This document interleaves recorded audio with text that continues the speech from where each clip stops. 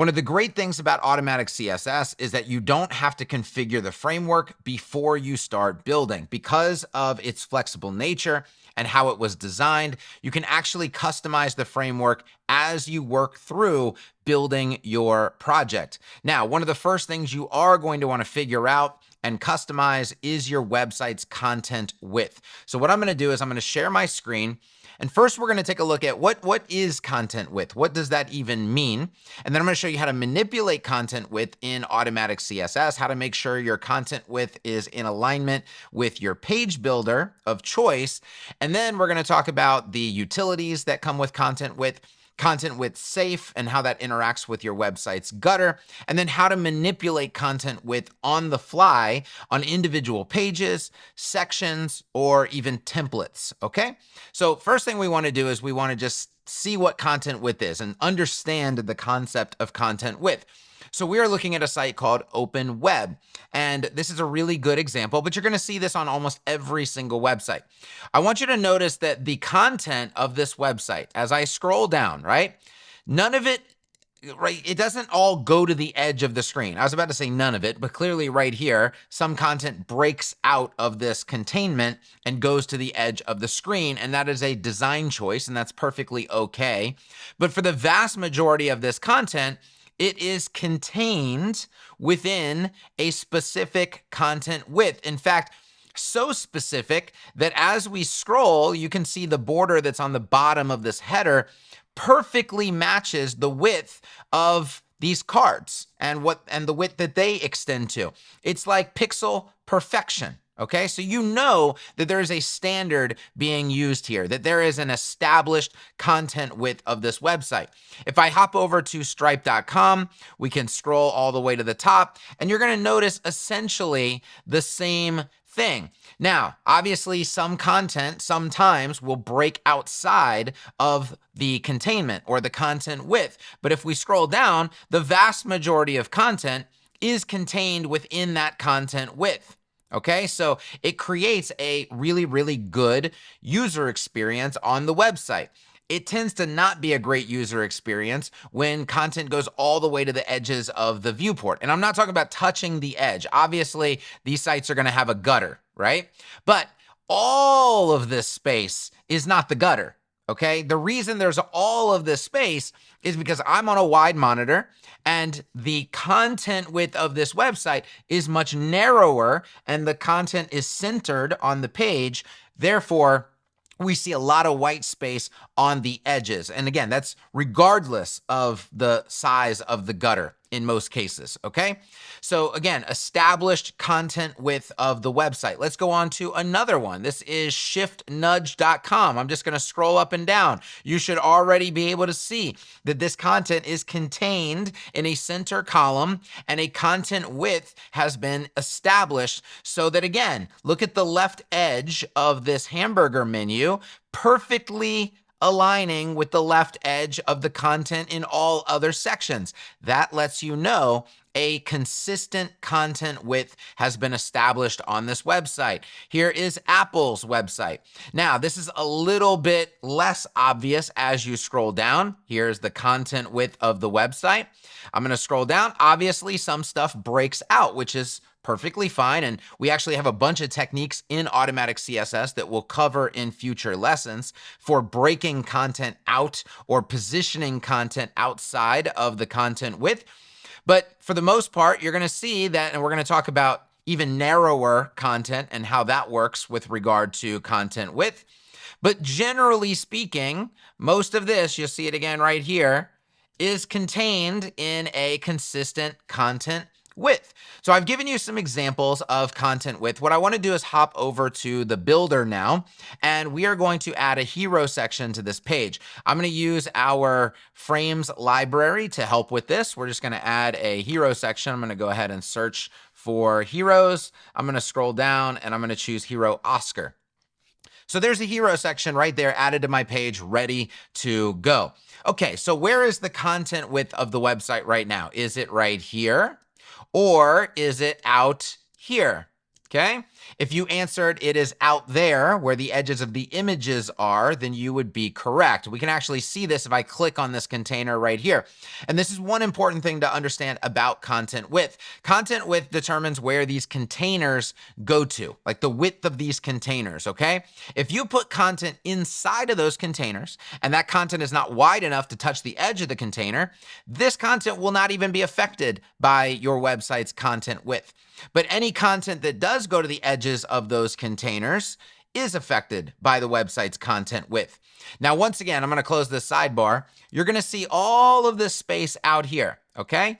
This website does have a gutter, okay? When I go to mobile, you can see the gutter right here. But clearly, this is the size of the gutter. There's a lot more white space than that.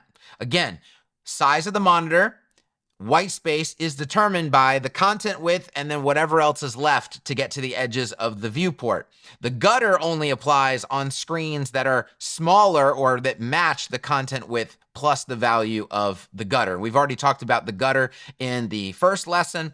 And so now we're going to talk about how the content width works, how you adjust the content width, how to manipulate content width. So let's get into it. It's very, very, very simple.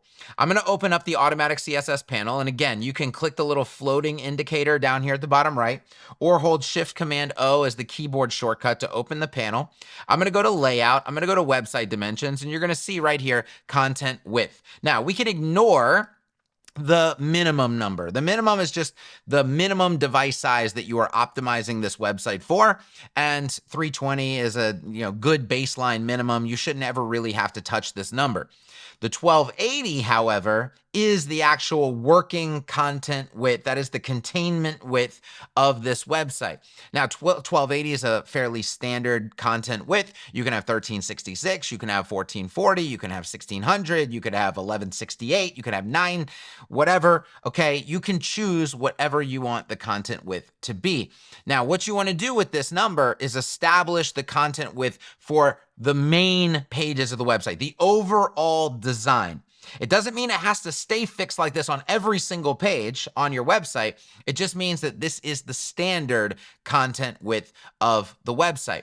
I tend to use 1366 as my go-to content width, but again, you're able to make the choice. Notice that when I changed 1366, the content width of the page that I'm actually looking at changed. These images went wider, okay? Because they now have more space to take up. If I change this to something obvious like 800, now you're going to see that change, okay? So everything is going to be contained in an 800 pixel wide column. All right, now let's set this back to 1366, and I am going to go ahead and save those changes. So now every page that I build, by default, my container elements will be 1366 by default. Now, there's one thing you have to do in terms of your page builder to make sure that the page builder and automatic CSS are on the same page. I'm going to go to settings, theme styles, and I'm going to go down to the element container, and we're going to look at the width, the default width of this container element. We need to tell Bricks that this container needs to be equal to our website's content width. And automatic CSS gives you a variable called, you guessed it, content width, okay? Which means you can actually reference the content width of your website at any time, anywhere, using this variable. You can even do a calculation based on this variable. If you wanted a specific container to be half of your website's content width, you could do content width divided by 2. So you can actually use this variable, manipulate this variable in various places. Very, very powerful, okay? Let's take a look at how that might work. So for example, we have a container here. We have a container here. Those are both going to be content width by default. But what if I put in a block element? A block element is not a container. A block element is 100% wide by default. And I'm going to go ahead and I'm going to put an image inside of that block element. And we are going to select, let's go with this one.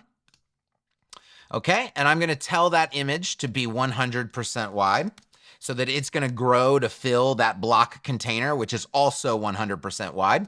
Now remember, why isn't that 100% wide container an image touching the edge of the screen? Because there is a physical gutter here with padding, and this helps you visualize. See the extra space up here, right? But only a little bit of space. This is the real gutter down here. This is the gutter plus the extra space that is required to get to the content width of that centered column. All right. So now what we're going to do is we're going to say, all right, well, actually, I did use a block element here, but I'm changing my mind. I want that block element to be the content width of my website. So there's actually two ways you can do this. One, you can go to width, you can type in _ content width and hit enter. And that's gonna, automatic CSS is going to wrap that variable in a var for you. If you have that option turned on in automatic CSS, it's on by default. So unless you turned it off, it should work, okay? Again, let's just review that. You don't have to write var. You can just write _ the name of the variable, and hit enter, and it's gonna wrap it for you. And look, immediately that block, and this could be a div, this could be anything, now is my website's content width. In fact, I could do that on the image, not even inside of a block. You can do it on anything. Another way that you can do this is with a utility class. A utility class is a class that you add, and it just has one specific purpose, and you never edit it. You never add any styling to it. You just use it as is. It's designed to do a very specific thing. So we have one called content width, okay? Guess what it does? It applies the content width to that element on the website. So now I've shown you two ways where you can take an element that is not content width by default and make it your website's content width. Now, let me take this utility class off and let's go back to the variable. I can get my content width variable working again. And let me just show you how I can now do divided by 2 and hit enter. And that element will now be half of my website's content width. So this shows you how you can calc the content width variable and make it work for you in this fashion too. And there could be situations you run into where you actually need to do this. This becomes very valuable, okay?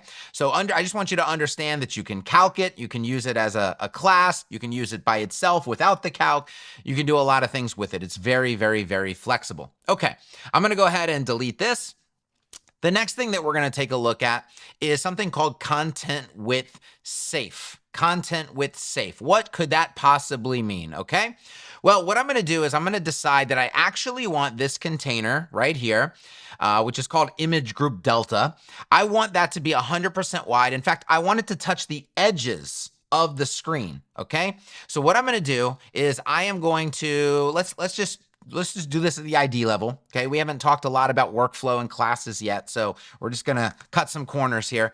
I'm gonna say 100% width. Now, again, it's not gonna go to the edge of the screen because of the gutter.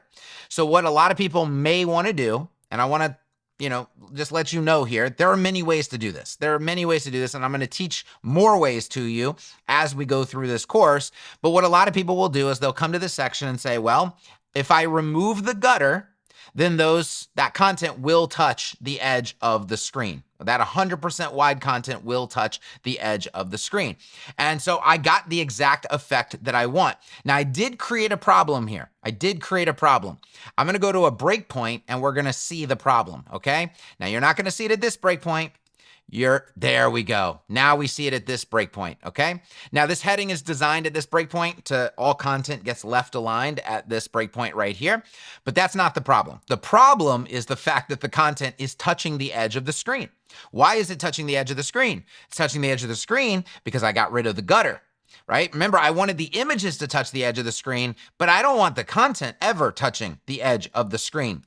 So now I'm in a little bit of a conundrum. If I add the padding back, I have the gutter, which means my content won't touch the edge of the screen, but then my images won't touch the edge of the screen. So I can't seem to get exactly what I want. I'm in a situation where I feel like, I'm a little stuck here. How do I handle this? Well, there is one thing you can do that automatic CSS has already given you as a tool, and this is a concept called content width safe. So when there is no gutter, we can create a virtual gutter on any container, and we can do this without manipulating that container's content width. See, some people would take this container right here and put the gutter padding inside of this container, okay? But that would actually change what is known as the effective content width of that container, and you never want to do that. We don't want to do that, okay? So we want to use a different technique. Now, you don't even have to know what this technique is or how it works. You just have to know that the utilities exist. It is called content width safe. So we're going to say that this container should be the content width of the website, but it should be a safe version. A safe version means it doesn't touch the edges of the device. So it is safe from touching the edges. And the way that it becomes safe is by establishing a virtual gutter. It uses min-max functions on the back end. It's complicated math. You don't have to worry about how it works. You just have to know that it exists. So what I'm going to do is I'm going to come up here and I'm going to use this utility class, content with double dash, and you can see it right here, content with safe. And I'm going to choose that. It's going to apply it, and you're going to notice that nothing happened. Why? Because I'm asking this container to be the content width of the website. It was already the content width of the website. So visually on desktop, nothing has changed. But where did we get a change? Let's go down. Not there, because again, we're not narrow enough to even hit the gutter. Let's go in here. Now we see it. Okay. This was at this breakpoint. Remember, it was touching the edge of the screen. It is no longer touching the edge of the screen. There is a virtual gutter here based on that class changing the behavior of this container. And that virtual gutter will perfectly match a normal physical gutter. Okay, the way the math is done, the virtual gutter and the real physical gutter are exactly the same value. So nobody will know, right? Nobody will know. All you know is automatic CSS just got me out of a sticky situation, right? I was in a situation where I didn't really feel like there was a solution. Automatic CSS gave me a solution on a silver platter called content with safe, okay? Now I'm gonna remove that and I'm gonna show you one more way you can do it, because you can also do this at the custom class level. If you don't wanna use a utility class, and this container right here already has a class on it, hero Oscar inner, I could do it here, or I could say, well, actually, I don't want to do this to every intro, right? I only want to do it to this one, which means I'm going to style it the ID level. But the point here is I can come in and say content with safe and hit enter. And I have a variable, just like I did with the normal content width, that does the safe action for me as well. So I'm going to come down and you're going to see that I still have the virtual gutter. And notice my container, my box, is not manipulated with any padding. Okay, the content still touches the edges of the container, but it doesn't touch the edge of the device. That is a virtual gutter. Okay, and that is actually the proper way to do this. So by using automatic CSS, it's encouraging a best practice here, where other people would probably stuff padding inside of this container. You don't want to do that. It does it the correct way for you. So we've covered content width, we've covered content width safe. I want to show you another use case. We need to talk about manipulating content width, because there are some cases where you actually want to change, you want a much narrower content width for the website. And the way we're going to visualize this is by looking at a blog post. So here's a generic blog post. I'm going to hit view, and you're going to see this is just a poor man's blog post template. Okay, I threw some content into Gutenberg and made a blog post template, and this is what you get. Okay, didn't really put any effort into the design or layout. But one thing you can clearly see is that this content is far too wide. So the normal standard content width of my website, which is 1366, is not suitable for a page template or a content template like this. The content is too wide, which makes the readability very poor. It just doesn't look all that great. So I need a new content width. But you might be thinking to yourself, well, Kevin, I mean, we already set the content width to 1366. I feel like we're stuck there. That's what you said you wanted the website to be. I mean, what are we going to do here? Are we just going to use like, a random width or something like that? No, we can just redefine the content width because it's a variable, and automatic CSS uses the variable everywhere. So I can just redefine the content width of the website. Okay. And I can do that in a specific context, like on just this specific section, or just this specific page, or just this specific template. I can even create my own utility class, which I'll show you in just a second, okay? Which means I can easily apply this new content width in multiple places very easily. So the first thing I'm gonna do is I'm gonna go to where this template exists. In Bricks, that is under templates. So I'm gonna click templates, you see blog single, okay? That is my single post template. I'm gonna go ahead and edit this with Bricks. What I'm going to do is I'm going to show you 2 ways to go about this. And this is the entirety of the template right here. Okay. This should actually be dynamic data, right? Shouldn't this be the post title? Okay. That's a little bit better. So now it's going to pull in the post title, and then this module right here, this element right here, dynamically pulls in the content from Gutenberg. Okay. So here's what we are going to do. We are going to come up to this wheel right here, and we are going to go to template settings. No, we're going to go to page settings, which are effectively the template settings, okay? In terms of adding custom code. I want to go add custom code, and I'm going to go to custom CSS right here. This is one method that you can use. And again, I'm going to show you doing this on a section as well. But I'm going to target the body class, okay, or the body selector of this website. The body, if you don't know, is essentially a wrapper that just kind of wraps everything. And if I just redefine the value of content width right here, I could put something like 60 characters.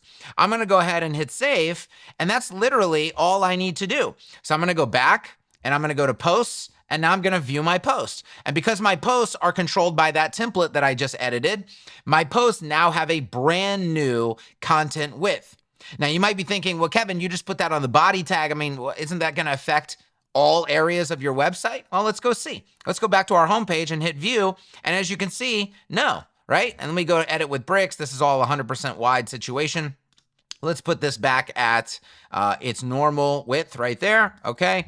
And we will take out we'll leave the gutter in, all of that, just so you can see. And let me go ahead and go to the front end, okay? Let me get my tabs back open here.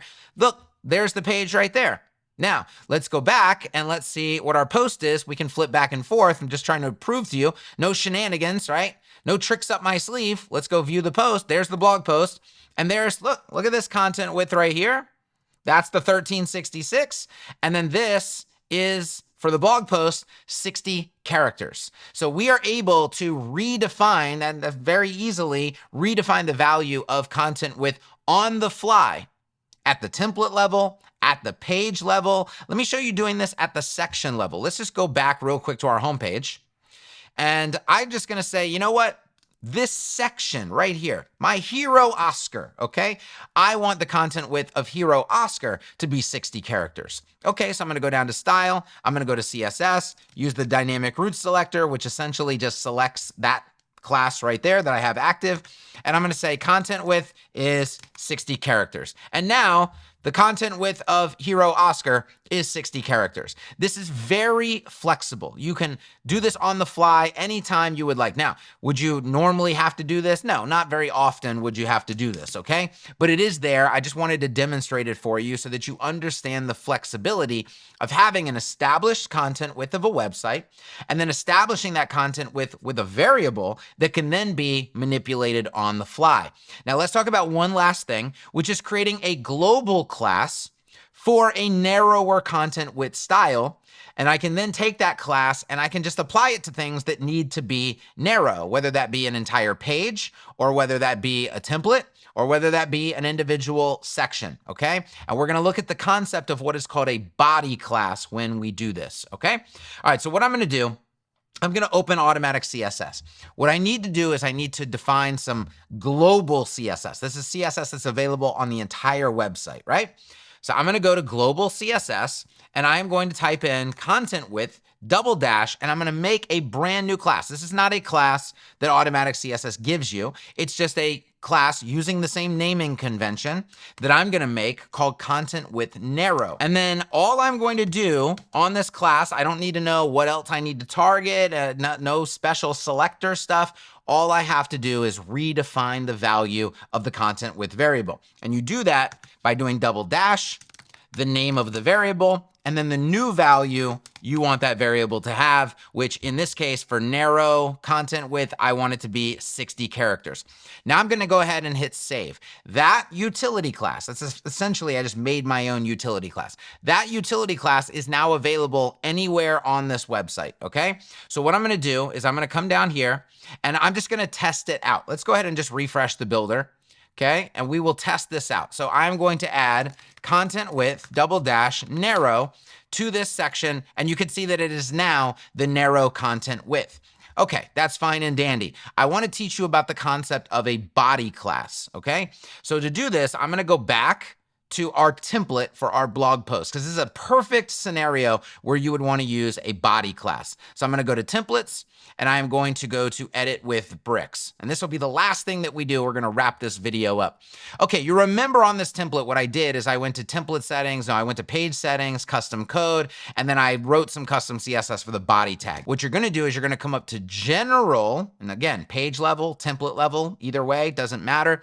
And you're going to add a custom body class. Now, what is a custom body class? Let's just put in test body class right here, and let's go ahead and hit save.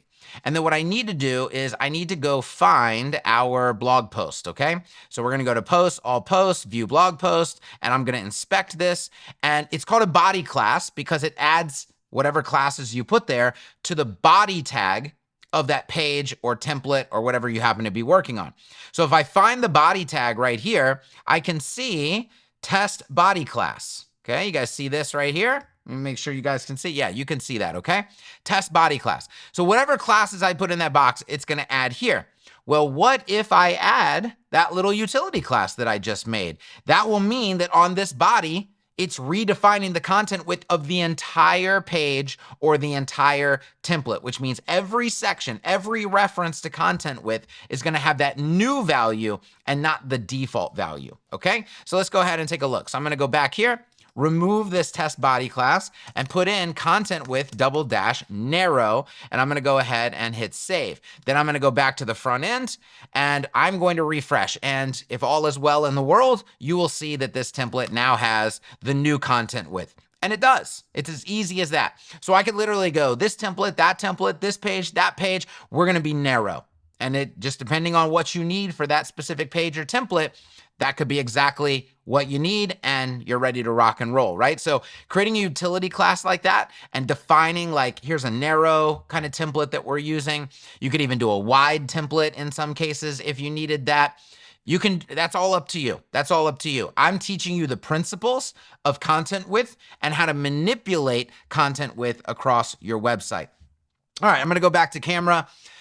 This is one of the fundamentals. It's probably one of the first things that you should know. That's why we're covering it early. But of course, if you have any questions, if something I showed in this video does not make sense, please don't hesitate to drop a comment below or create a post in our support community, and we will jump in and help you out. I will see you in the next lesson.